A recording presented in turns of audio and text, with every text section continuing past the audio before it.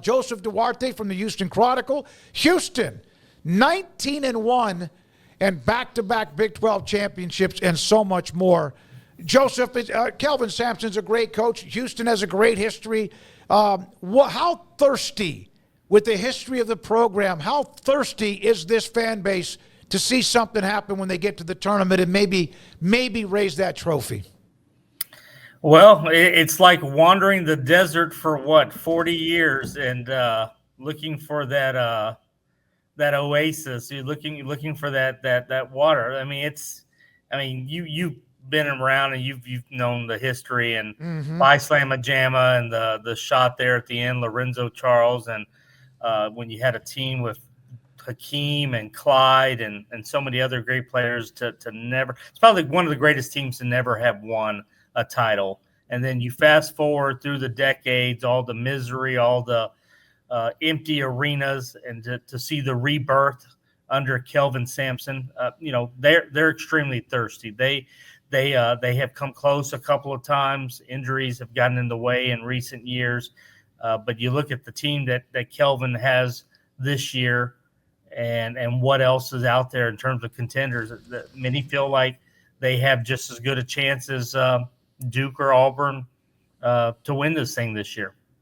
Joseph, there's a lot of talk, as they made the transition these last couple of years of just being in a new league and tougher competition. You must think that we're all idiots. 19-1 in the Big 12. It's like conference. Houston basketball is good to go, but my goodness, in all seriousness, 19-1 in conference play. I don't even think Kelvin Sampson probably would have projected something like that in this league.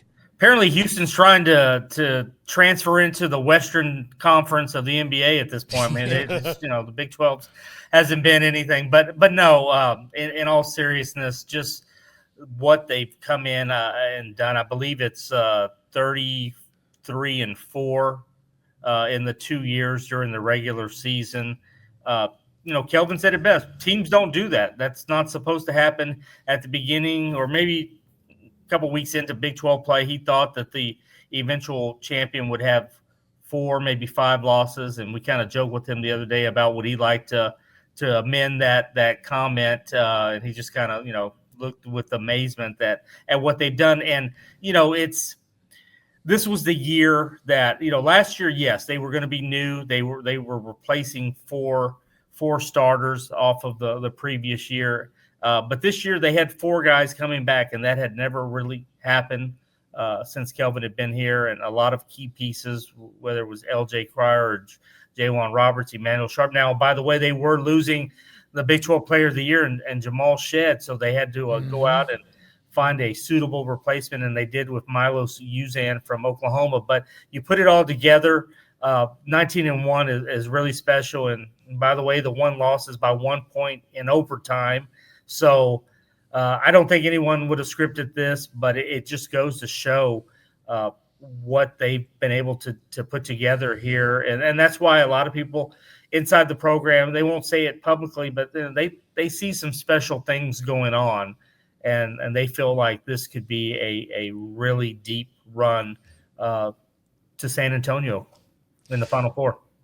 So Colorado rolls in tomorrow, red hot, winning these 2 games. And obviously this doesn't affect Houston could lose tomorrow. It's not going to change much of anything. Right. They kind of are where they are. But how difficult does it make it for Kelvin Sampson in that situation where nothing much is going to change, but you still want to see your guys go out there and compete and win some games? Now, they do only have to win a couple times as opposed to everybody else. Even still, this is a tricky thing, the Big 12 tournament. It is, and I think this goes beyond Kelvin. A lot of coaches feel like what you have to do with 3 or 4 games in as many days that can get you this time of year. The main thing for Houston is health. A couple of years ago, they went into the American Athletic Conference tournament. Pretty good health-wise, but then, Marcus Sasser gets hurt, I believe, in either the quarters or the semis, and he's really never the same after that. So that's number one. They want to be as healthy as possible going in, and they're they're a number one seed. I mean, I would find it hard to believe that they don't get that third number one behind Auburn and Duke. So what does this really do for you? Nothing really. Kelvin stresses that they'd like to win the tournament title, but last year they were blown out by Iowa State in the championship game, and we're still a number one.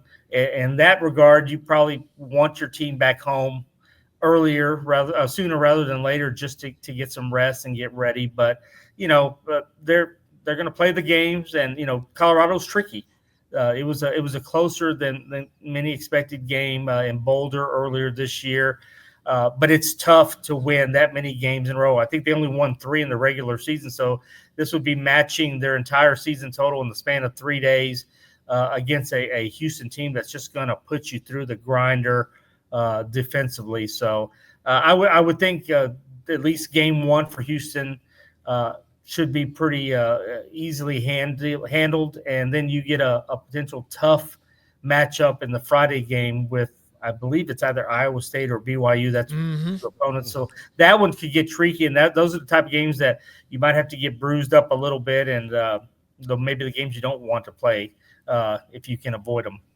So, Joseph, non-tournament question for you here. You've now made a couple of laps through this Houston basketball schedule in the Big 12. And I think I asked you a year ago just for some of your impressions, but now you've had another 4 schools that have joined in and some other new road trips. But a couple laps around, and then also that influx of new teams.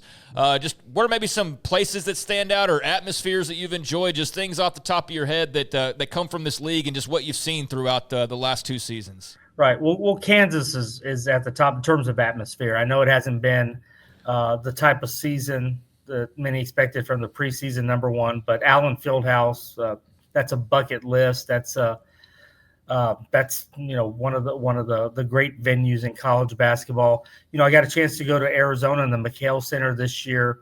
That place was electric. It's loud. These are 14,000 plus seat arenas. So, those 2 stood out for me. I went to Lubbock back in the day when I covered the Big 12, the first go around covering the Longhorns. Different atmosphere now. They're camping out and they're getting excited. And that was a really maybe it had to do with Patrick Mahomes being in the building, but that was a big Monday game. So those 3 places really are the ones that jumped out. And then I guess, Foster Pavilion. I mean, if you can get past the boos from L.J. Cryer and actually get to focus on the game and not how much he's getting booed, that's another place that it's underrated maybe right now because it's so new.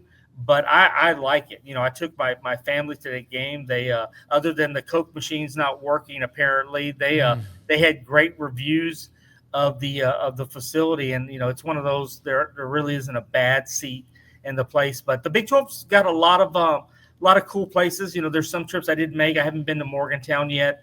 I haven't been to Hilton, and I hear that's another place that it is. People speak highly of in Iowa State, and they travel. It'll probably be a big Iowa State crowd for all their games here in Kansas City. But the Big 12.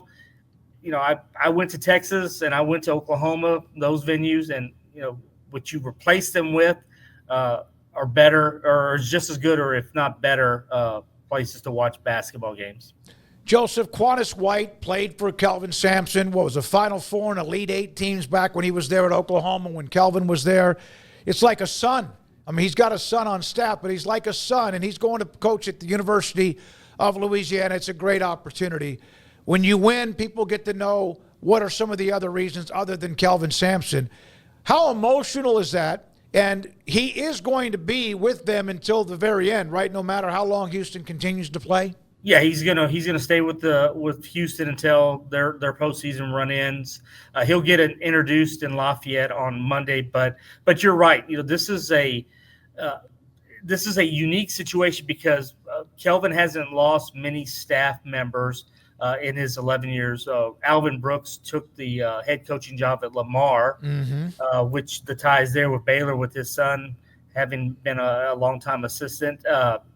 And he's doing very well. And now Quantas. Quantas has interviewed or been up for jobs in the past. And, he's from Louisiana. He felt like this is the right time. And that's sort of what it's all about. Kelvin preaches about watering the roots and how this tree eventually will sprout out the different limbs and sort of shows what they've accomplished. And Qantas is the latest. Kellen will be the head coach here in a couple years when Kelvin decides to step down. Hollis Price will get a job at some point. Casey Beard is another one. So it's a growing coaching tree. And Kelvin's had a lot of emotions lately between senior night and saying goodbye to Jaywan Roberts after 20 seasons as the power forward here, and then Qantas. Kelvin's had a lot. We joke about this, and somebody just brought it up to me. Jaywan's been here so long that Kellen's oldest child, I don't think, was born yet, and now she's 6 years old or a little bit older. Maybe she was 1 or 2, but Jaywan's been around this program for a really, really long time, and he sort of epitomizes what the family part of all of this is, because he has developed a strong and close bond with Kelvin Sampson, and it extends from the coaching staff all the way down to the players and the student managers and the grad assistants. I know 15 other teams that aren't going to cry that he's graduating. That was an emotion saved just for Houston, because he's just a problem for everybody. Yes, but yeah, and you're like, I think the one other thing is, like, are you going to find another guy who can shoot with both hands that just confuses people like that? That's going to be tough. This team is healthy. They are heading towards it. What is the thing that they don't match up well with that could be a bad draw for them, if anything? That's a good question, because you look at the things that they do match up or they exceed other teams. The defense travels everywhere. I mean, they're going to, like I said earlier, put you through a grinder. And then the rebound aspect of it, especially on the offensive end. And the thing that really a lot of people will be surprised that you look at the runs that they've made. He's had some good shooters, but this is, to me, the best shooting team that he's had, or the ability to especially shoot the threes that he's had during this time. There was the year that they had Corey Davis and Armani Brooks were both, I think, 100-plus three-pointers. That was a good first-shot team that they could beat you. This one is probably not quite there, but they have the ability to make shots, and I think that's going to be the key, because you asked what could be the difference, or teams could maybe take advantage of. They do get into some spurts where they go long stretches and don't score, or kind of go cold, and that can be a deal breaker in the NCAA tournament. But that's where the defense comes in. I watched them score 46 in the Elite Eight against Villanova after they went to the Final Four, but Villanova only scored, I believe, 50. So they can keep you in games even on your worst shooting nights. But that's going to have to be the deal, because they're deep. This is his deepest team. They go 1 to 8 at least, maybe 9.